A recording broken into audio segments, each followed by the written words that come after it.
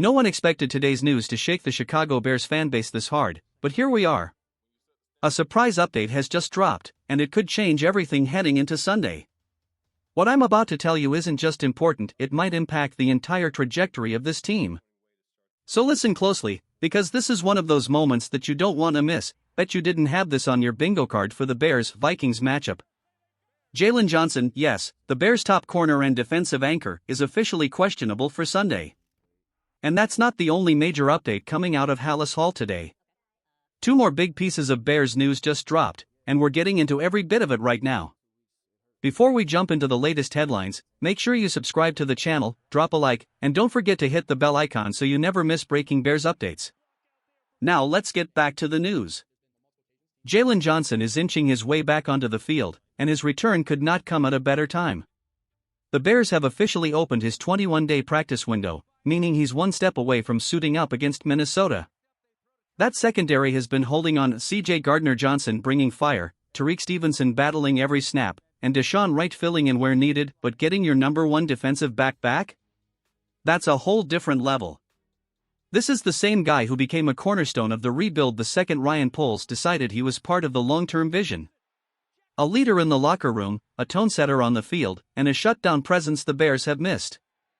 And here's where it gets interesting. Ben Johnson kept things tight-lipped, as he always does.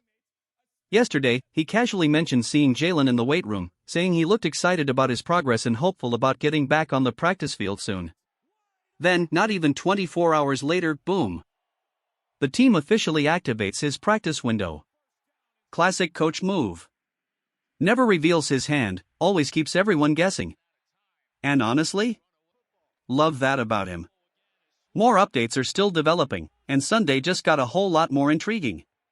Stick with me, more big Bears news is coming. Oh, absolutely, this is the kind of news that fires up an entire fanbase. Getting one of the most dominant defensive backs in the NFC North, maybe even the entire conference, back on the field for a must-win showdown against the Vikings? That's massive. Chicago needs this game, and they know it. And check this out, the moment almost feels scripted by fate. Brendan Shagru pointed out something wild. Back in 2018, the Bears entered a critical late-season game against Minnesota with a 6-3 record. This year? Same opponent. Same record. Same high-stakes pressure simmering in the background. You can't make this stuff up. A victory this weekend wouldn't just be another tally in the win column, it would flip the entire season on its head and put Chicago firmly in the driver's seat. And Jaylen Johnson's return could be the spark that makes it happen. Think about how dangerous the secondary becomes in December when Kyler Gordon returns, possibly as early as next week. A group featuring Jaylen Johnson, Tyrique Stevenson, Kyler Gordon, Kevin Byard, Jaquan Brisker, with a steady rotation of Wright, Gardner-Johnson, and Jonathan Owens, that's not just solid, that's a group offenses we'll have to plan around. And the timing couldn't be better. The Bears' defense has been surviving through injuries, grit, and Dennis Allen squeezing every drop out of whoever's available. Right now, they're sitting 27th in total yards allowed, 26th in passing, 24th against the run, and 28th in points given up. Not exactly where you want to be, but getting your top corner back? That changes the whole outlook. Jaylen Johnson may have only logged a handful of snaps this season, but his presence alone elevates this unit. His return isn't just welcome, it's crucial. And the next few weeks could look very different because of it. Stay with me, more updates are coming. Last season, Jaylen Johnson didn't just play well, he played like a cornerstone. Career highs in tackles, a pair of interceptions, 8 passes knocked away, a forced fumble, and holding quarterbacks to a passer rating under 55 when they dared to target him. That earned him his second Pro Bowl, and honestly, it was no surprise to anyone paying attention. So yeah, the excitement around his return is real. But there's a fine line between being ready and being rushed. The Bears officially listed him as questionable for Sunday, and while that's encouraging, it also raises the same concern every fan remembers. The last time he came back early, it didn't end well. He's fresh off surgery, fought his way back quickly, and deserves credit for that, but pushing him too soon is a risk the team can't afford to repeat. The current secondary has been holding its own. Giving him one extra week to be fully ready for Pittsburgh wouldn't be the worst idea. But Jaylen is competitive to his core, and if he's cleared, you know he's going to want to lace up and go. His return also eases the pressure on getting Kyler Gordon back immediately. Gordon, coming off a strong season himself, finished last year with 75 tackles, 48 solos, a forced fumble, 3 recoveries, multiple tackles for loss, and even some quarterback hits sprinkled in. He was reliable, physical, and showed real growth.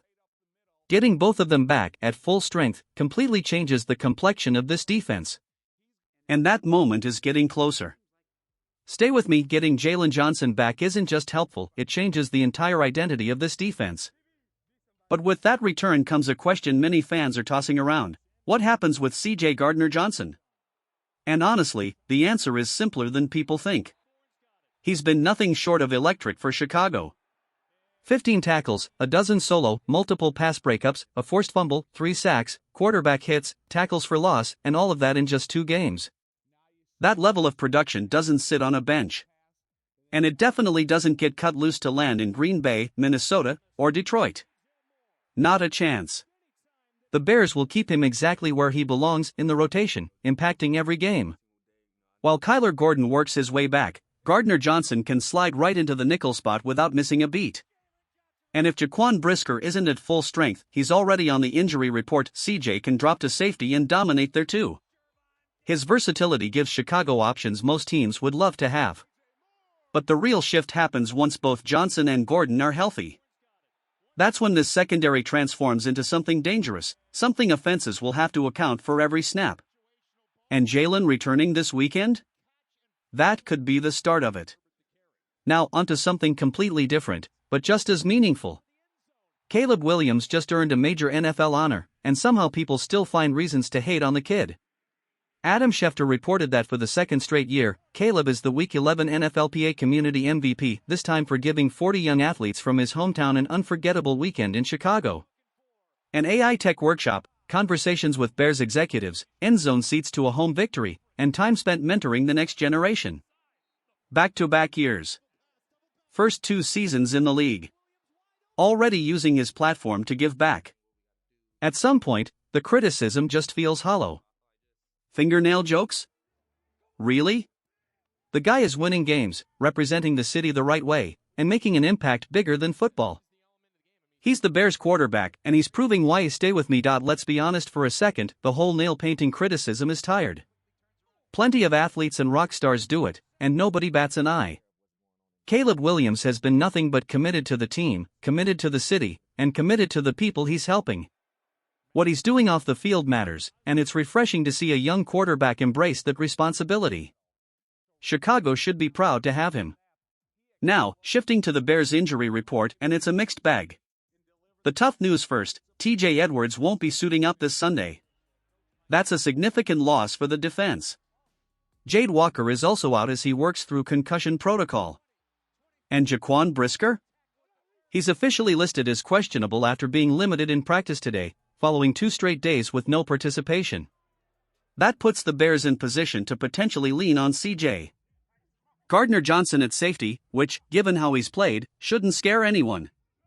Jaylen Johnson also carries a questionable designation, but seeing him practice even in limited fashion is a positive sign. And there's plenty of good news from the rest of the list: Josh Blackwell returning, Kevin Byard cleared, Ruben Hippolyte, Grady Jarrett, Cole Kmet, DJ Moore, Rome Odunze, Dominique Robinson, Tariq Stevenson, DeAndre Swift, and Joe Thuney all ready to go. When you step back, the report isn't nearly as concerning as it could have been. 4 names, 2 questionables, and a roster of key contributors available. Brisker will likely try to push through, and Jaylen is as competitive as they come. The team has been fighting through injuries all season, and they're still finding ways to produce. Now, onto Minnesota, and their situation doesn't look nearly as encouraging. J.J. McCarthy is trending toward playing, but the Vikings could be forced to take the field without their top pass rusher. That's a major shift in the matchup. Stay with me. News out of Minnesota took a major turn when Kevin Seifert reported that linebacker Jonathan Greenard, dealing with that lingering shoulder issue, is not expected to play. And now it's official, he's been ruled out for Sunday. That's a huge development. Greenard isn't just another defender, he's a guy who's put together back-to-back seasons with double-digit sacks before this year. Even with injuries slowing him down, he still put up 31 tackles, 2 sacks, 9 quarterback hits, 3 pass breakups, and a forced fumble in 9 games. Losing a player like that changes how Minnesota's defense operates. Make no mistake, Brian Flores still has talent on that unit. They're aggressive, creative, and tough up front. But removing their most explosive edge presence from the equation gives Chicago a noticeable edge, especially with how Theo Benedict and the Bears' offense have been trending. Minnesota still has names you have to account for, but this is the kind of loss that matters.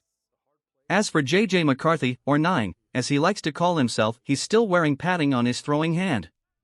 Reporters saw him taking normal reps during the open portion of practice, so he's preparing to play. And that means the Bears have one very clear job: pressure him. Dominique Robinson returning helps with that.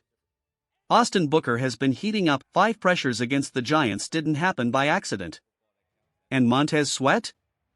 4.5 sacks in the last 4 games. Chicago is starting to generate real heat off the edge. But here's the key: if McCarthy isn't 100% with that throwing hand, he's going to run more. A lot more. The Bears can't let that beat them. Leave a spy on him every snap.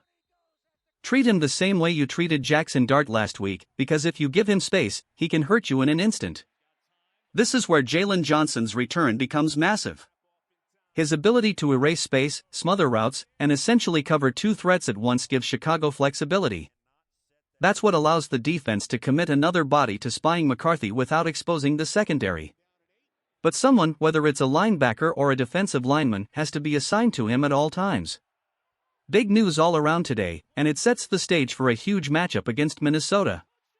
More roster updates are on the way, and it's shaping up to be a weekend loaded with storylines for the Bears.